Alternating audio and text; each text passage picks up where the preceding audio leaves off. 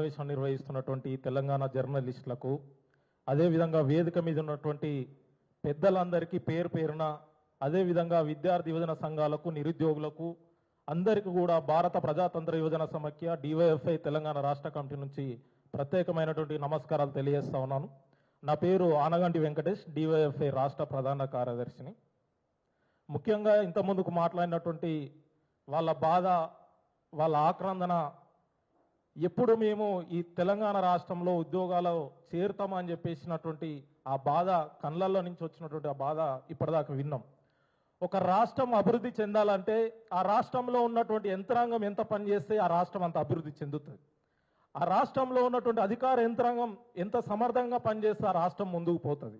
కానీ మనం తెలంగాణ రాష్ట్ర విభజన సమయంలో మన రాష్ట్రంలో 2 లక్షల ఉద్యోగాలు ఖాళీగా ఉన్నాయని చెప్పేసి అధికారిక లెక్కలే మనకు తేల్చినటువంటి సందర్భంలో తెలంగాణ రాష్ట్రం వస్తే మాకు ఉద్యోగాలు వస్తాయి, ఆంధ్ర వాళ్ళు దోపిడీ చేస్తూ ఉన్నారు, ఆంధ్ర వాళ్ళు ఇక్కడ ఉద్యోగాల్లో అన్ని వాళ్ళకే చెందుతా ఉన్నాయి. కనీసం ఇక్కడ నీళ్లు, నిధులు, నియామకాల కోసం జరుగుతున్నటువంటి రాష్ట్రంలో ప్రధానమైనది నియామకాలు అనేది ప్రధానమైనది. ఆ నియామకాల్లో గతంలో 10 సంవత్సరాల కాలంలో నియామకాల గురించి అనేకమైనటువంటి పోరాటాలు నిర్వహించారు. అంతో ఇంతో నోటిఫికేషన్లు వచ్చి ఉద్యోగాల భర్తీ ప్రక్రియ జరుగుతున్నటువంటి సందర్భంలోనే అనేకమైనటువంటి అప్పుడు అశోక్ నగర్లో ప్రవళిక అని చెప్పేసి నిరుద్యోగి ఆత్మహత్య చేసుకుంటే అక్కడికి అప్పుడు ఉన్నటువంటి పిసిసి ప్రెసిడెంట్ ఉన్నటువంటి రేవంత్ రెడ్డి, అదేవిధంగా మన బట్టి విక్రమార్క గారు అక్కడ అశోక్ నగర్కి వచ్చి మేము రాష్ట్రంలో అధికారంలోకి వస్తే మొదటి ఏడాదిలోనే 2 లక్షల ఉద్యోగాలని భర్తీ చేస్తామని చెప్పేసి మొదట హామీ ఇవ్వడం జరిగింది. అంతేకాదు వాళ్ళిద్దరు పాదయాత్రలు నిర్వహించారు. ఆ పాదయాత్రలు నిర్వహిస్తున్నటువంటి తరుణంలో కూడా ప్రధానంగా ఉన్నది నిరుద్యోగమే. నిరుద్యోగ అంశాన్ని వాళ్ళు కీలకంగా పెట్టి రాష్ట్ర వ్యాప్తంగా కూడా పాదయాత్ర చేసినటువంటి పరిస్థితిని మనం అంతా చూసినాం. కానీ అధికారంలోకి వచ్చి ఇప్పటికీ 30 నెలలు కావస్తా ఉన్నది. ఈ 30 నెలల కాలంలో వాళ్ళు భర్తీ చేసినటువంటి వాళ్ళ అబద్ధాలుగా చెప్తున్నటువంటి అబద్ధాల పునాదుల మీద నిండు అసెంబ్లీలో మొన్న బడ్జెట్ సమావేశాల్లో కూడా గవర్నర్ చేత 67,763 ఉద్యోగాలని భర్తీ చేసినామని చెప్పేసి అబద్ధాలను చెప్పించడం జరిగింది. అంతేకాదు బట్టి విక్రమార్క గారు, రేవంత్ రెడ్డి గారు కూడా అసెంబ్లీలో అబద్ధాలని చెప్పడం జరిగింది. వాళ్ళు కేవలం 15,000 ఉద్యోగాలను మాత్రమే భర్తీ చేసిర్రు. మిగతా అన్ని కూడా గతంలో బీఆర్ఎస్ ప్రభుత్వంలో నోటిఫికేషన్లు ఇస్తే వీళ్ళు నియామక పత్రాలు ఇచ్చి అది కూడా కాంగ్రెస్ ప్రభుత్వమే ఇచ్చిందని చెప్పేసి గొప్పలు చెప్పుకుంటున్నారు. సరే పోనీ మీరే కాంగ్రెస్ ప్రభుత్వమే 67,763 ఉద్యోగాలు ఇచ్చిర్రు అనుకోరి, కానీ మిగతా 1,40,000 ఉద్యోగాల సంగతి ఏంది అంటే మీరు చెప్పినటువంటి మాట మీద ఉండరు. మాటలేమో కోటలు దాటుతా ఉన్నాయి కానీ చేతలు గడప కూడా దాటనటువంటి పరిస్థితి ఈ కాంగ్రెస్ పాలనలో ఉన్నది. అనేకమైనటువంటి నిరుద్యోగులు ఆత్మహత్యలు చేసుకుంటా ఉన్నారు ఈ తెలంగాణ రాష్ట్రంలో. ఒకప్పుడు రాష్ట్రం కోసం ఆత్మహత్యలు చేసుకుంటే రాష్ట్రం వచ్చినాక ఎక్కడ నా ఉద్యోగం అని చెప్పేసి ఈరోజు అనేక మంది తీవ్ర మనోవేదనకు గురై ఆత్మహత్యలు చేసుకుంటున్న పరిస్థితి మన తెలంగాణ రాష్ట్రంలో ఉన్నది. దీనికి ప్రధాన కారణం పాలక ప్రభుత్వమే, రేవంత్ రెడ్డి గారే. ఎందుకు అంటున్నామంటే ఈ మాట, 2 లక్షల ఉద్యోగాలు ఇవ్వకపోను ఈరోజు పూర్తిగా అబద్ధాలు చెప్తా ఉన్నారు. ఉద్యమం చేస్తున్న పట్ల నిర్బంధాలను ప్రయోగిస్తున్నటువంటి పరిస్థితి ఉన్నది. మేము డివైఎఫ్ఐగా చెలో సెక్రటరేట్ పిలుపునిస్తే ఎక్కడికక్కడ నిర్బంధాలను ప్రయోగించినటువంటి పరిస్థితి ఉన్నది. ఇక్కడ ఉన్నటువంటి నిరుద్యోగులందరూ కూడా ఏ పిలుపుకి ఇచ్చినా కూడా మేము డివైఎఫ్ఐగా మద్దతు తెలిపితే తెల్లారి గట్ల 2 గంటలకు అరెస్టులు చేస్తున్నటువంటి పరిస్థితి ఉన్నది. ఆదిలాబాద్ నుంచి భద్రాచలం వరకు ఎక్కడికక్కడ అరెస్టులు చేసినా కూడా డివైఎఫ్ఐగా మొన్న బడ్జెట్ సమావేశాల సందర్భంగా ఎన్ని నిర్బంధాలు ప్రయోగించినా మేము 50 మంది కార్యకర్తలం అసెంబ్లీ గేటును తాకి ఈ ప్రభుత్వానికి బుద్ధి చెప్పినటువంటి పరిస్థితి మేము డివైఎఫ్ఐ చేసినాం. రాష్ట్ర ప్రభుత్వం ఇప్పటికైనా బుద్ధి తెచ్చుకోవాలి. ఈ రాష్ట్రంలో బీస్వాల్ కమిటీ గతంలో చెప్పింది రాష్ట్ర వ్యాప్తంగా 1,91,126 ఉద్యోగాలు ఖాళీగా ఉన్నాయి, వాటిని భర్తీ చేయాలని చెప్పేసి చెప్పింది. కానీ రేవంత్ రెడ్డి గారు వాటిని భర్తీ చేయకుండా మళ్ళీ కొత్త పాట పాడుతున్నటువంటి పరిస్థితి ఉన్నది. గతంలో సిఎస్గా పనిచేసినటువంటి శాంతి కుమారి నేతృత్వంలో ఈ రాష్ట్ర వ్యాప్తంగా ఎన్ని ఖాళీలు ఉన్నాయో చెప్పాలని చెప్పేసి ఆ కమిటీని వేసిరు. కానీ ఆ కమిటీ రిపోర్ట్ ఎక్కడ ఉండదు, పబ్లిక్ డొమైన్లో ఉండదు. కనీసం ఆమె దగ్గర కూడా అడిగితే కూడా మాకు తెలియదని చెప్పేసి చెప్పే పరిస్థితిని చూస్తా ఉన్నాం.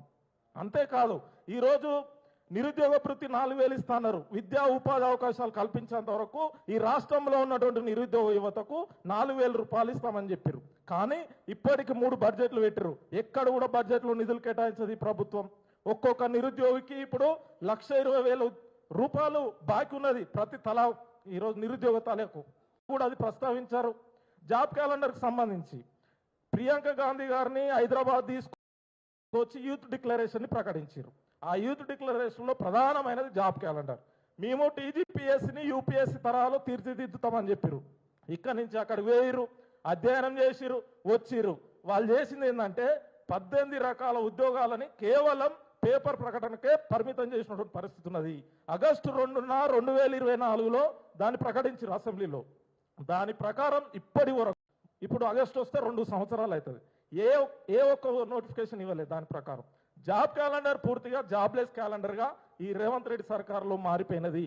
అదేవిధంగా యూత్ డిక్లరేషన్ లో ప్రధానంగా ఉన్నది తెలంగాణ ఉద్యమంలో అమరులైనటువంటి వాళ్ళ కుటుంబాల్లో ప్రతి ఒక్కరికి ఉద్యోగం ఇస్తున్నారు. ఏ ఒక్కరికి ఉద్యోగం ఇవ్వలే.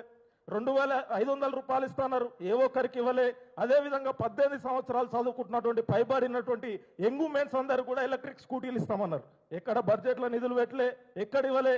మొత్తం కూడా అబద్ధాల పునాదుల మీద ఈ కాంగ్రెస్ ప్రభుత్వం పాలన చేస్తా ఉన్నది. ఒకవైపున ఉద్యమిస్తున్నటువంటి నిరుద్యోగుల పైన అడుగడుగున నిర్బంధాలను ప్రయోగిస్తా ఉన్నది.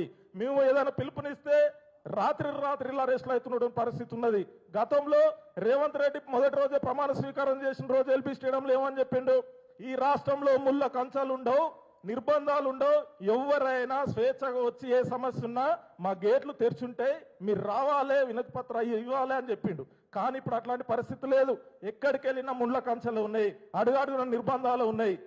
కాంగ్రెస్ ప్రభుత్వం వచ్చిన తర్వాత ఒక చరిత్ర ఉన్నది. ఆ చరిత్ర ఏంటంటే అశోక్ నగర్ లో మాకు ఉద్యోగాలు ఇవ్వాలని చెప్పేసి అడుగుతున్నటువంటి నిరుద్యోగుల పైన లాఠీ చార్జ్ చేయించినటువంటి ఘనత రేవంత్ రెడ్డికి ఉన్నది. కాబట్టి ఇది సరైనది కాదు. ఈ రాష్ట్రంలో తక్షణమే 2 లక్షల ఉద్యోగాలను భర్తీ చేయడం కోసం ఒకేసారి నోటిఫికేషన్లు ఇవ్వాలని చెప్పేసి మేము కోరుతా ఉన్నాం. ఇప్పటికే డీజీపీ గారు ఈ రాష్ట్రంలో పోలీస్ డిపార్ట్మెంట్ లో 14,429 ఉద్యోగాలు ఖాళీగా ఉన్నాయని చెప్పేసి ఎమ్మెల్సీ దాసరి శ్రవణన్న గారికి స్వాగతం. పోలీస్ డిపార్ట్మెంట్ లో 14,429 ఉద్యోగాలు ఖాళీ ఉన్నాయని చెప్పేసి స్వయాన డీజీపీ గారే ప్రకటించారు. కానీ మరి నోటిఫికేషన్లు వేస్తానికి ఆటంకాలు ఏంటి? కాబట్టి ప్రభుత్వము కేవలం మాటలకు పరిమితం అవుతా ఉన్న తప్ప చేతలు చేయట్లేదు. కాబట్టి నిరుద్యోగుల ఆగ్రహానికి గురికాక తప్పదు. నిరుద్యోగులకు వెంటనే ఉద్యోగాల భర్తీకై నోటిఫికేషన్లు ఇవ్వాలి. అదేవిధంగా తెలంగాణ రాష్ట్ర వ్యాప్తంగా 1 టైం రిజిస్ట్రేషన్ లో టీజీపీఎస్సీలో సుమారు 34 లక్షల మంది ఈ రోజు రిజిస్ట్రేషన్ చేసుకున్నారు. వీళ్ళు రిజిస్ట్రేషన్ చేసుకున్న వాళ్ళే 34 లక్షల మంది ఉన్నారు. రిజిస్ట్రేషన్ చేసుకోని వాళ్ళు 10 లక్షల మంది దాకా ఉన్నారు. రాష్ట్ర వ్యాప్తంగా 45 లక్షల మంది నిరుద్యోగులు ఈ రోజు వేచి చూస్తున్నటువంటి పరిస్థితి ఉన్నది. అందరికీ ఉద్యోగాలు కల్పించే పరిస్థితి ఉండదు. కానీ ప్రభుత్వం చేయాల్సిందల్లా ప్రభుత్వ ఉద్యోగాలు కల్పిస్తూనే మరొక వైపు ప్రైవేటు రంగాల్లో కూడా ఉద్యోగాలు కల్పించాల్సిన బాధ్యత ఉన్నది. ప్రభుత్వమే జిల్లాలకు అనుగుణంగా పరిశ్రమలను ఏర్పాటు చేయాలి. ఉదాహరణకు మహబూబ్ నగర్ ఉంది, అక్కడ లెదర్ పరిశ్రమను ఏర్పాటు చేయాలి. ఖమ్మం ఉన్నది, అక్కడ మైనింగ్ పరిశ్రమను ఏర్పాటు చేయాలి. నల్గొండ ఉన్నది, ఫ్రూట్ పరిశ్రమలను ఏర్పాటు చేయాలి.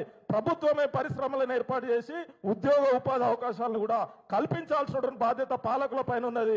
కాబట్టి ఈ వేదిక రాబోయే కాలంలో నిరుద్యోగుల పక్షాన ఏ కార్యక్రమం తీసుకున్నా డివైఎఫ్ఐ తెలంగాణ రాష్ట్ర కమిటీగా మేము కూడా భాగస్వామ్యం అవుతామని చెప్పేసి నిరుద్యోగులకు అండగా ఉంటాం, పోరాడి ఉద్యోగాలను సాధించుకుందామని చెప్పేసి తెలియజేస్తూ అవకాశం ఇచ్చిన మిత్రులందరికీ పెద్దలందరికీ కూడా ధన్యవాదాలు.